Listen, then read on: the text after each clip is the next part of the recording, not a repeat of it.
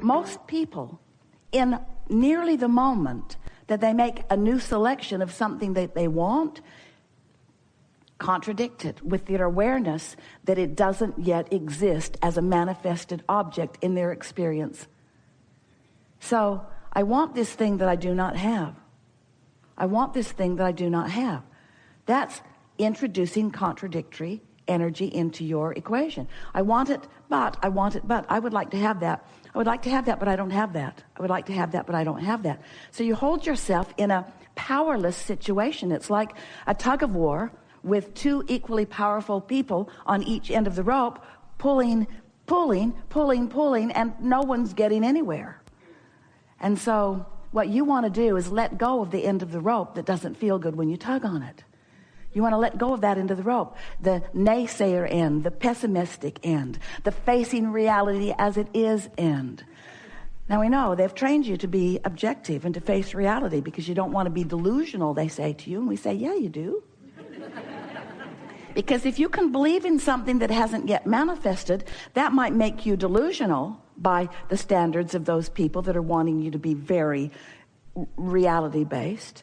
But if you can be a little delusional about those things, which means if you can be more hopeful, if you can be more optimistic, if you can be more futuristic, we use that word carefully, futuristic about what's manifested, but right now in the powerful now, using this powerful moment in time where the vibrational experience is happening within you. If you can focus in a way that feels good to you rather than bad to you, then that means you've let go of the resistant thought. And if you let go of the resistant thought about anything you want, what you want starts moving towards you. There is a momentum in it, you see. You know about momentum, don't you? Momentum is such an easy thing to understand. Once you get it going, it's easier to keep it going. A little hard to get it going in the beginning. We know you understand about momentum. It's in your experience all day, every day. Every time Esther puts her heavier than it should be suitcase in the back of her Tahoe, she says, okay, I'm going to use momentum. I'm going to use momentum to get this big heavy thing up there. And momentum carries it. She gives it some, and it takes care of the rest. Because an object that is in motion wants to stay in motion. And a vibration that is in motion wants to stay in motion. It's what momentum is. So when you start practicing a vibrational frequency, it's sort of like exercising a muscle, isn't it? When you start practicing a vibrational frequency, it's easier to keep it going. And that's really what deliberate creating is. So if you are like so many humans, where the majority of your thoughts are offered in response to what you are observing, and you're just letting whatever shows up in front of you be the reason that you're looking at it, then you're probably having a sort of contrasting experience where you're observing wanted and unwanted with no sense of control. We want you to leave this gathering today with a sense of control, because you are the focuser of your own experience. You can focus yourself into the reality that you want. And so what we want you to begin understanding is that there is a momentum in thought, and often you continue the momentum in the thought without meaning to, because the momentum in the thought, sometimes you say, it feels to me like my thoughts are thinking me. And we say, that's momentum. And momentum is caused by the powerful law of attraction, which says that which is likened to itself is drawn. Have you been listening to us enough to know that there is a vibrational content that is the basis of your point of attraction? It's not subject, subject, subject. It's vibrational frequency, vibrational frequency, vibrational frequency. In other words, if you're on the Henri disc, we've been describing the emotion that you might be feeling in a moment as actually selecting a vibrational point of attraction. We are calling those your point of attraction, your grid, or your, called it so many different things, you don't know what we're calling it. But it's the place where you stand. It's spinning because it's attractive.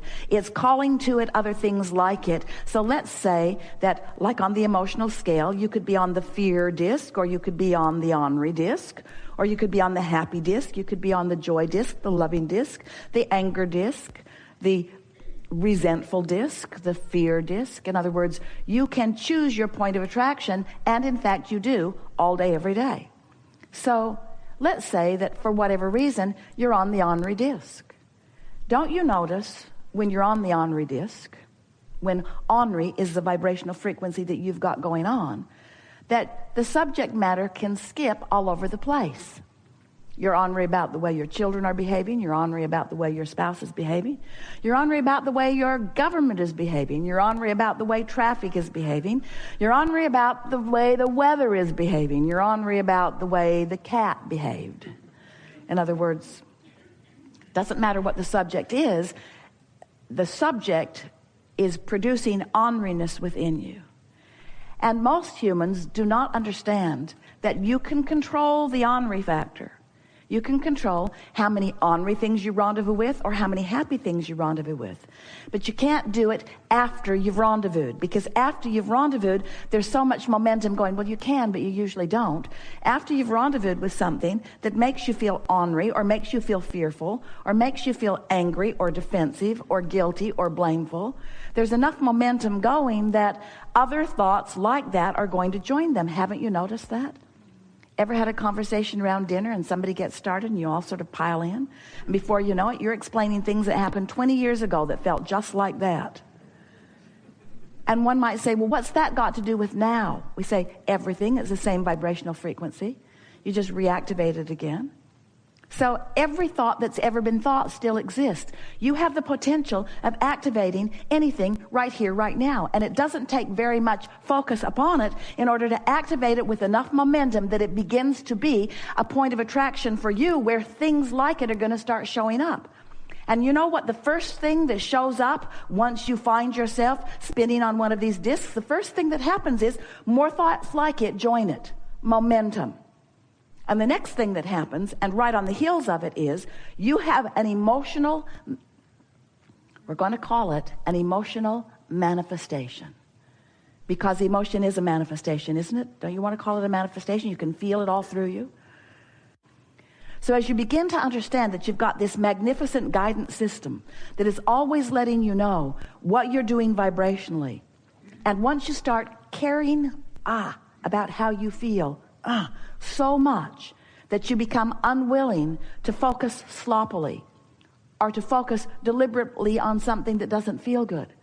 Once you decide that you want to feel good, that you deserve to feel good, that you can feel good, and so you practice feeling good. That's what all those processes are about.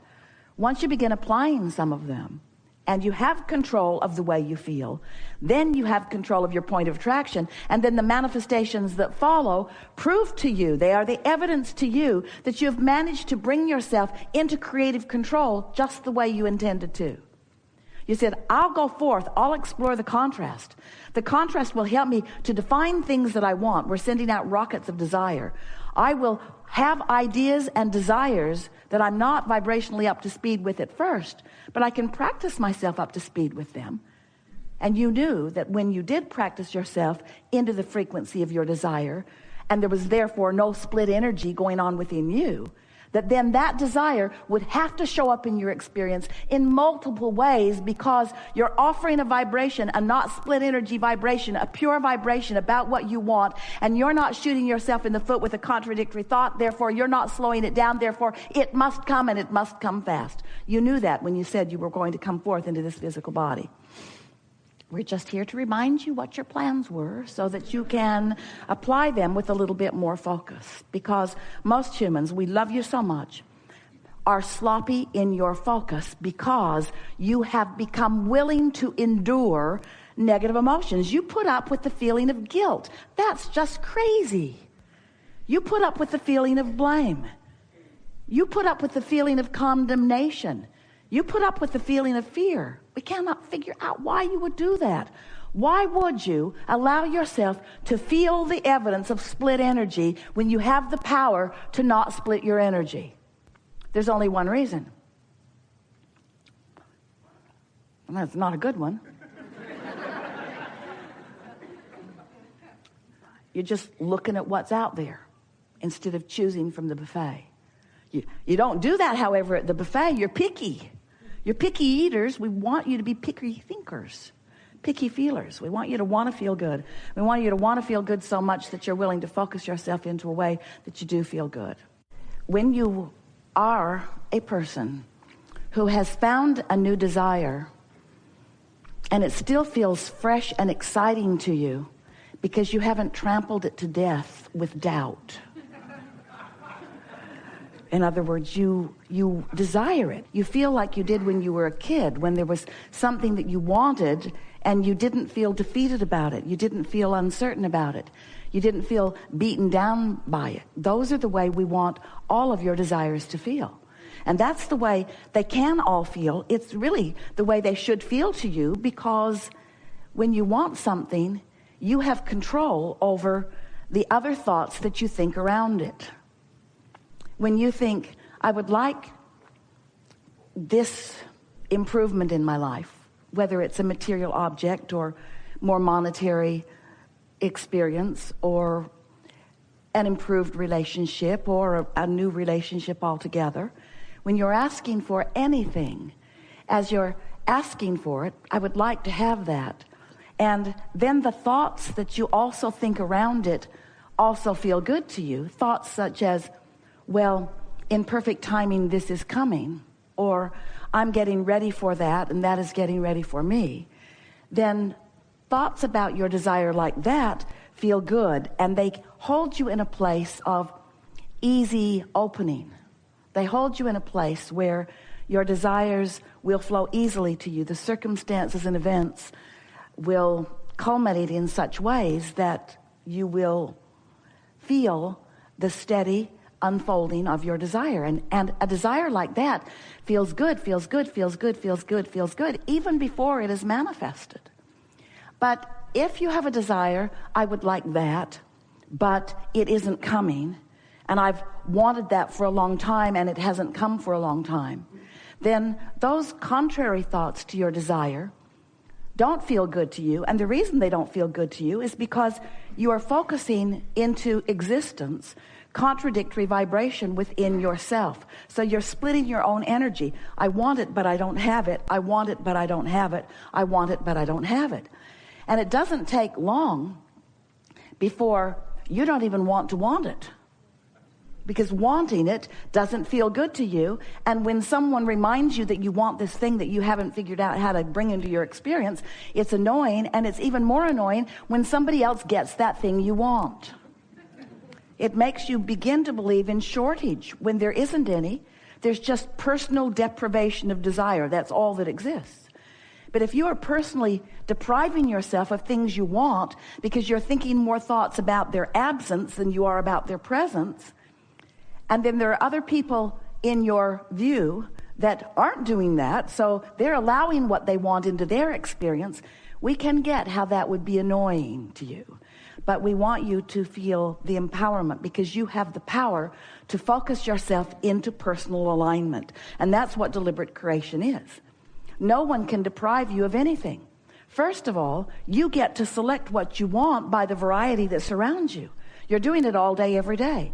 You're making selections of things that you prefer. We've enjoyed this interaction. You are a wonderful group of consciousnesses. It's exhilarating to us to play with you, and it has been satisfying to us to feel your frequencies moving into alignment with who you really are steadily as a result of the conversations that we've had.